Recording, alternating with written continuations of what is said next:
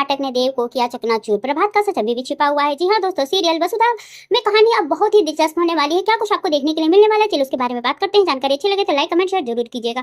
तो दोस्तों, कहानी अब और भी भयावह और छलपूर्ण मोड़ लेने वाली है। इस बार भावनाओं को हथियारों के रूप में इस्तेमाल किया जा रहा है। करिश्मा का खेल इतना खतरनाक हो चुका है कि अब चौहान जो है साम्राज्य पर कब्जा करने के बाद वह अपना सबसे बड़ा दाव खेलती है। सभी को यकीन दिलाना कि प्रभात मर चुका है। एक नकली अस्थि कंकाल और मनगढ़ा सबूत और एक सुनियोजित प्लानिंग पहले से ही वो करके रखी हुई थी, उसमें कोई सी भी कसर नहीं छोड़ती है। परिवार को सिर्फ खबर सुनाई नहीं जाती बल्कि दिखाई भी जाती है और उन्हें एहसास कराया जाता है कि अब प्रभात मर चुका है।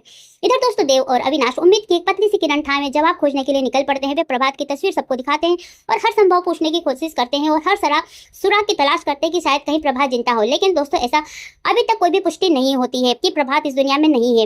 वास्तविक यहाँ से भावात्मक पतन शुरू हो जाता है। देव जो सबसे पहले दुखी था, अंततः शोक के आगे हार मान लेता है। वह घर पर अंतिम संस्कार की तैयारी करता है, उस सच्चाई को स्वीकार करते हुए जिस पर दर्शकों को यह पहले से ही संदेह था। यह महज एक रस्म नहीं बल्कि वह क्षण है जो भीतर आशा धीरे धीरे मर जाती है और उनकी शक्ति क्षीण होने लगती है और सभी जो है डिप्रेशन में जाने लगते हैं और सभी एक बेबसी लिए हुए होते हैं कि अब प्रभात एक मर चुका है। लेकिन वसुधा इतनी आसानी से हार नहीं मानती। वो सदमे में जरूर है, दुखी जरूर है, लेकिन उसे कहीं न कहीं एक पतली सी किरण ये एहसास दिलाती है कि प्रभात जिंदा है। वसुधा मन ही मन संदेह में डूबी हुई है। करिश्मा को गौर से देखती है। उसे लगता है ये कहानी सलीके से गढ़ी गई है, ये सच नहीं हो सकती। और फिर आता है एक सबसे दर्दनाक दृश्य। जी हाँ दोस्तों, चंद्रिका अभी भी नाजुक, भावात्मक रूप से टूटी हुई, उसे एक ऐसे घर में लाया जाता है जो अब उसके पति के शोक में डूबा हुआ है। चीजें धीरे धीरे को समझने का समय भी नहीं मिलता। दुख उस पर एक साथ टूट पड़ता है। उसकी पूरी दुनिया जैसे कि उजड़ चुकी हो, इतनी नाजुक स्थिति है। दूसरी ओर करिश्मा यहाँ पर बेहद शांत और गंभीर है। वह किसी को घर से बाहर निकलने में जल्दबाजी नहीं करती। वह जीत का जश्न नहीं मनाती। इसकी बजाय वह वहीं पर रुककर उनकी ये सारी सिचुएशन और उनके चेहरे को, उनका दुख को